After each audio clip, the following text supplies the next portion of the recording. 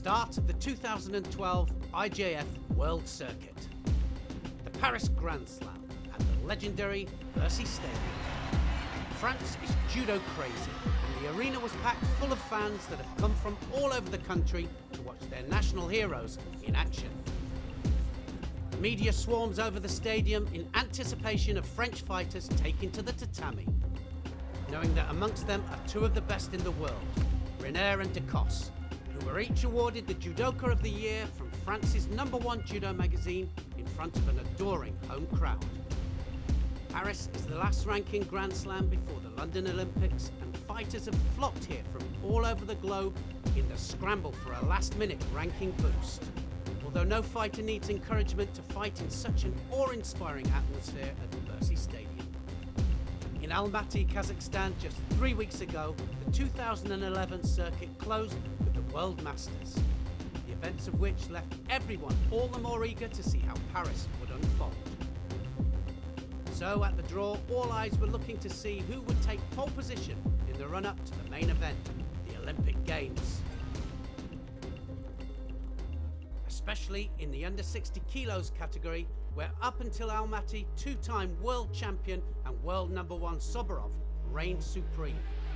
In July 2010, the Uzbek embarked on a sensational winning streak, destroying all challengers in his path. In Bercy itself, he took his second world title, making him a crowd favourite and cementing his position as top dog in the category. But in Almaty, Soborov was finally beaten.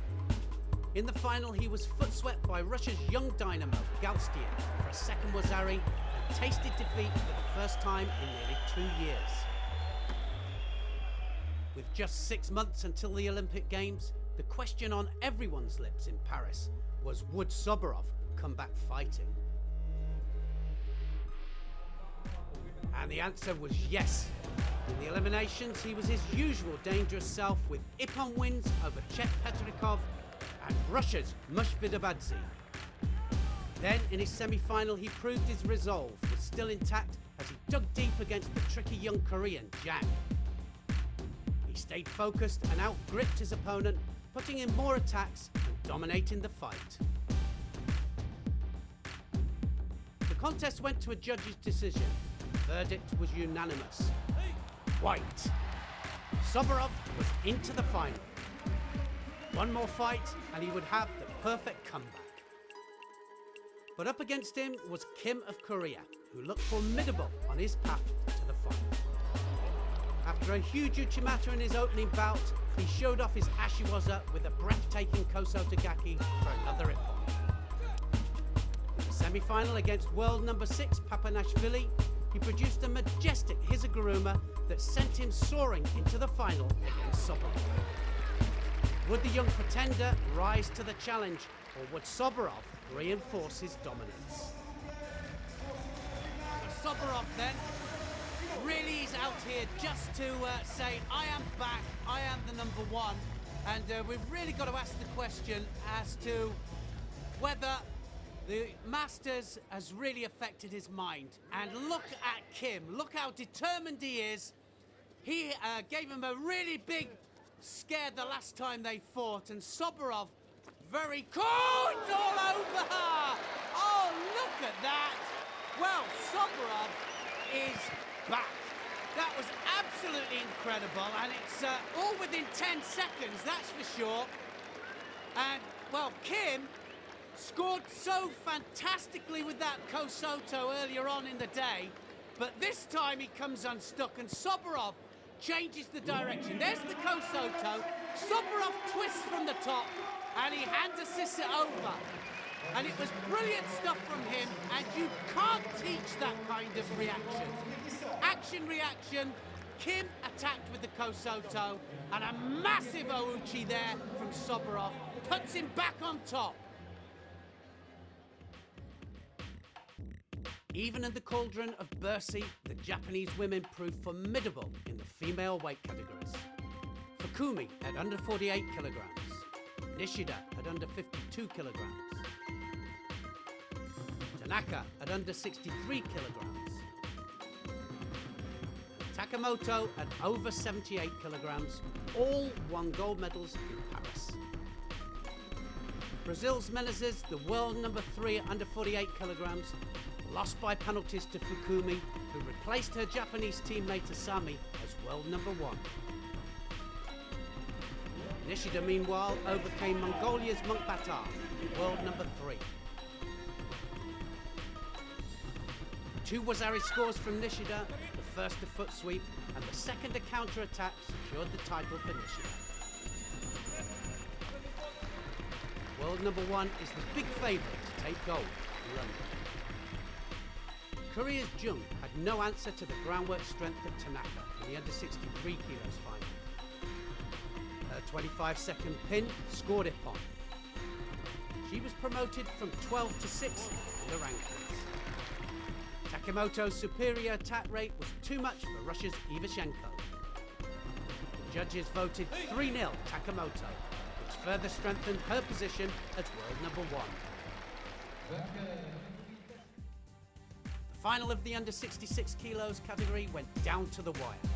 The Bercy crowd urged on their fighter LaRosse as he battled it out with Korea's Cho. After a full 8 minutes of fighting and no score, the pair went into the last 5 seconds.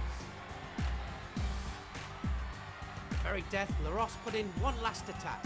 But it was started just after the buzzer, so no score. A judge's flag decision would decide their fate. 2-1 LaRosse. Bercy was in raptures. It was the host nation's first gold medal at the Paris Grand Slam.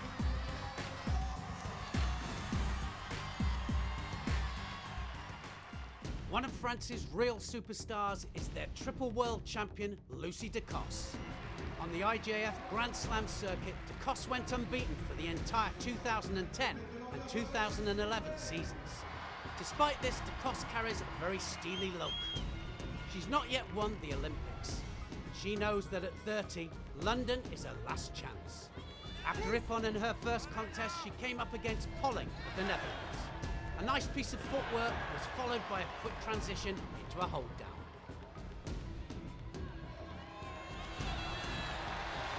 There was no escape for Polling.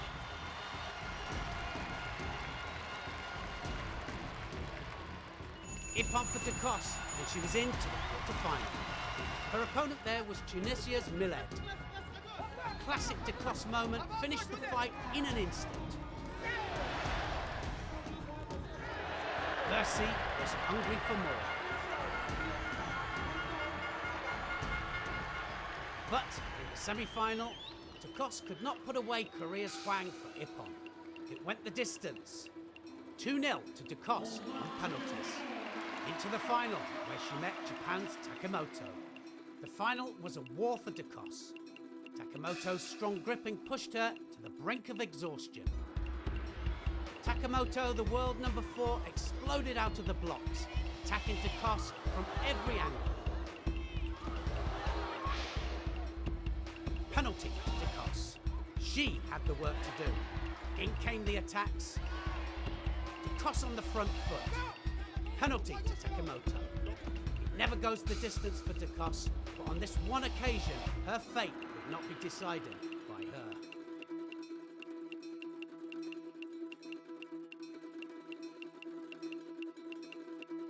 Referees go wide.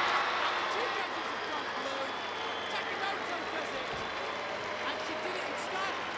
The out-attack Decosse. Decosse, look at her face. Looks dejected. How is that going to affect her going into London? 選手は素晴らしい選手です。でもずっとやっぱり Decosse is a wonderful そ fighter, の選手に but she's definitely a 勝つことを fighter 目 that 've 標に always trained with the goal of いつ beating. も練習やってるので、今日初めてまあ So to 僅 be 差です able け to ど win for the first time 勝 today, つことができて even if it was 自分 by に a とっ judge's て decision, is really a 大きな意味の significant result for me. ある大会となりました。 There was no doubt of a French gold medal at over 100 kilograms.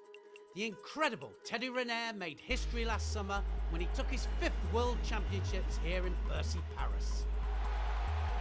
media hype around him is unprecedented in judo. He is a sporting phenomenon. Only 22, he's already won more world titles than any other male judoka. 6'8", 130 kilograms, Renner is worshipped in France. His rivals stand no chance. He's too strong, too athletic, and too fast. Back in Bercy, it was business as usual. One big ippon was followed by another.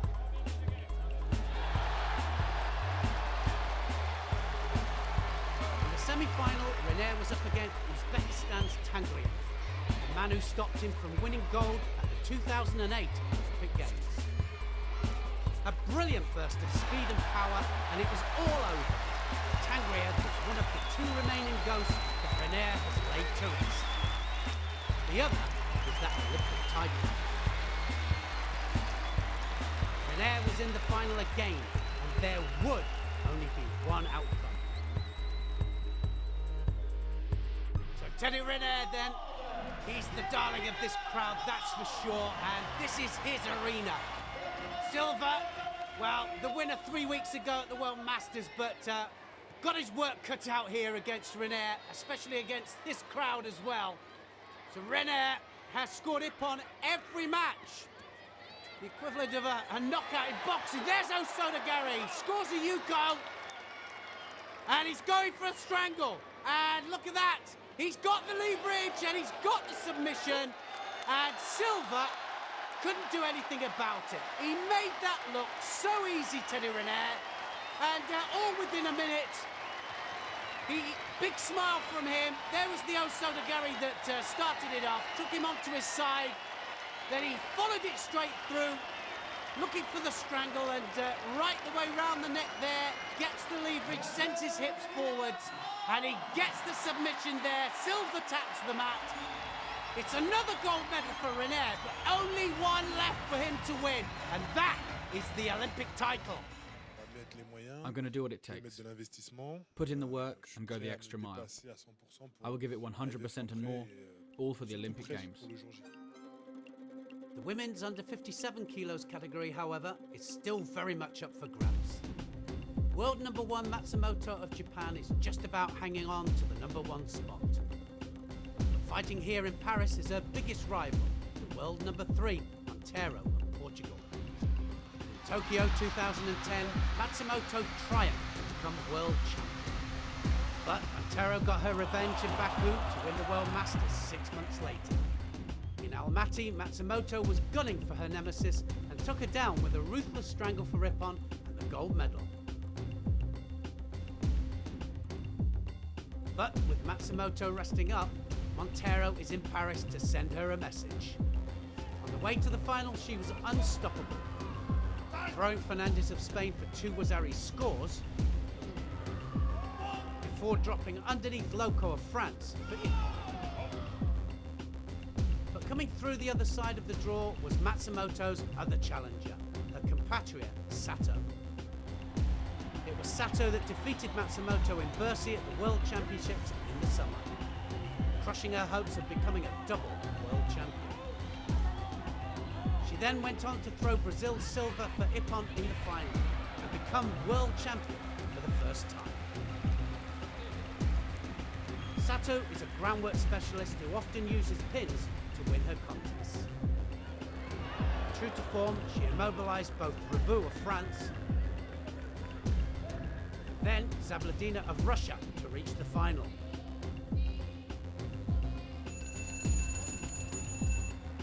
She'd be looking to do the same to Montero. A recent defeat in Almaty to Montero's speciality, a dropping shoulder throw, would be fresh in her mind. She'd be out to get her revenge in Paris. Sato, the world champion in white, and she wants revenge over Montero. 3 weeks ago, she lost to her in the World Masters. Montero looks so determined, and she's been on blistering form all day. Montero from Portugal, ranked number 3 in the world at the moment, against the world champion. But anything can happen in judo. So now, fight for grips. Ouchigari, oh, it's all over! And just 7 seconds. That's all it took for Montero. Ochigari drives her opponent backwards and the world champion has lost it within 7 seconds. Look at that. It was the first attack and she's beaten Soborov's time by 2 seconds. Soborov was 9 seconds and Montero, she's done it in 7 seconds. Anything can happen in the sport. She drove off that back leg and that right arm come over the top and she plants her onto her back and the world champion just could not do anything about it. And Montero now says, you watch out because the Olympic Games is there for me to take. And you have to ask, well, will it be Sato or Matsumoto that are going to be at the Olympic Games to challenge her? This is a dream that I have a long time. And I think to myself, you can win, you can win, you can win. And you got to win this way. And when I did it, I went crazy.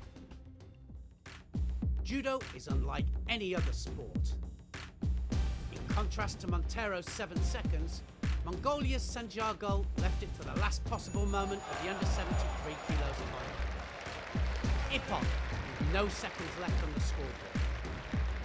In judo, the score counts if you start your technique before the buzzer. And with 1 second remaining, Sanjargul stepped in with his attack.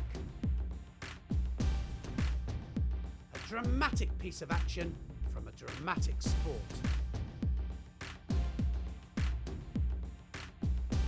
The gold medal to Sanjargul was the first ever won by a Mongolian in Paris.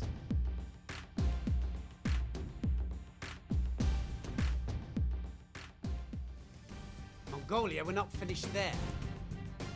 At under 100 kilos, their first ever Olympic champion in any sport, Naidan, was on his way to gold. A Yuko score against Latvia's Borodavko was all it took to settle the final. Victory meant that Naidan took a giant leap up the rankings, going from 12th to 5th. He's back to his best, heading towards London with a realistic chance of retaining his Olympic title. Another 2008 Olympic champion who has regained his form just at the right time is Germany's Bischoff. Bischoff is one of the world's most dangerous fighters in groundwork. 3 of his 5 contests were won by holding down his opponent for 25 seconds. First against Francis Petrie. Then Kazakhstan's Bazbayov. And in the semi-final against Moldova's Toma.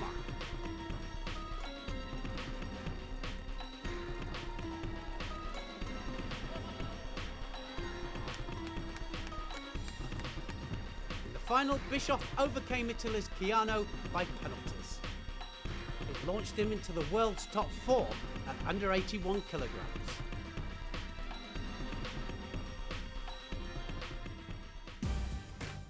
Another fighter to all but cement their position as a top 8 seed at the London Olympics was Uzbekistan's Choriev in the under 90 kilos. His Ippon against Ukraine's Gontiek took him to 5th in the rankings, within touching distance of Ono, the number 4 from Japan.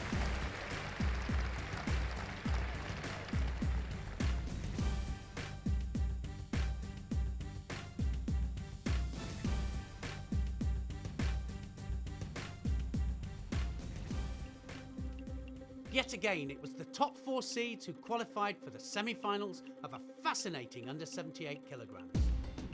In one semi-final, world number 4 Harrison, USA's 2010 world champion, squared off against the number 1 from Japan, Ogata. In the other semi-final, the number 2 and reigning world champion, Chimeo of France, was up against Brazil's number 3, Agua, fresh from her World Masters gold in Almaty. In the first semi-final, Harrison beat Ogata to the grip, making sure she was the one attacking first and scoring. With 1.5 minutes to go and already 2 Yukos ahead, Harrison further increased her lead. A final rush from Ogata in the last 10 seconds played into Harrison's hands. He took her over for a Wazari and secured her place in the final. Gata out of the equation, Chimeo and Aguiar both knew that if they got to the final and won, they would replace Ogata as the world number 1. So Chimeo in white, the world champion on home ground, that always helps. Aguiar, well, she's the one on form. Oso to Gary, straight away opens the account. Aguiar, the winner 3 weeks ago at the World Masters, and she did that in style. Brilliant Ashiwaza did that in the final. And looking for the arm over the top. Oh, Ashiwaza! Now then, Wazari scored. Brilliant Wazari there. Opens up the account and skipped to the side. And Chimeo made a mistake. Look at that, double Ashiwaza. Starts off with Kuriashi, Diashi. And now, Aguiar on top. Oh, she's done it again! And buried it this time. And she made that look so easy. That time it was an ippon. And look at that, the world champion Chimeo has been obliterated in Paris. And everybody here in the Bercy Stadium, well, they can't believe it. And that was superb, Ashiwaza, and that puts her through to the final with Harrison. And now she's aiming for the number 1 spot. So Harrison of the USA, world champion in 2010, ranked 4 in the world at the moment. Aguiar ranked number 3, and Aguiar can go up to number 1 after this if she wins this match. Harrison, 5-3 up at the moment. The match is between them. And was the winner in Tokyo 2 months ago, Harrison. So Aguiar got it all to fight for here. But she's the one coming on form, that's for sure. Oh, Harai Makakomi there from Harrison. And she goes right the way up into the air, Aguiar. So she feels the danger. And that's the important thing, she's got to feel it. And Jimmy Pedro there, the American coach, saying you've got to go forwards. Oh, Uchigari, and a Yuko given, but taken off. The Yuko's been taken off. She landed on her front. Beautiful Ouchi though, hand assisted. Mr. Marius Visa just looking on, enjoying the judo as always. Aguiar now got it all to do. Left-handed Aguiar, right-handed Harrison, and looking for the Tomonagi. Yes, takes her over, and that's definitely a Yuko scored. So now Harrison, no time to get that back. Come on! Aguiar took the opportunity, and Harrison couldn't do anything about it. And Aguiar's done it. She is the new world number 1. She wins 3 weeks ago at the World Masters, and now she wins Paris. It's 5-4 now between these two. Is it going to be different at the Olympic Games? Only time will tell. Aguiar is now the world number 1, and she's looking to London and that Olympic title. I've been training really hard, working on losing weight and working on building up my muscle. So, I think I've improved my level. I've been training a lot at my club, and I've been trying to get in some good performances and win some medals at tournaments. And always keeping in my head the main objective, which is winning a gold medal at the Olympic Games. Well, that's it from Paris. Montero won it in an instant. But Santiago couldn't have left him any later. Soborov has reignited his aura. Has Ducos lost hers? London can't come quick enough for Renair. And for Aguiar, the timing couldn't be any better. Join us in 2 weeks' time for the 2012 Düsseldorf Grand Prix.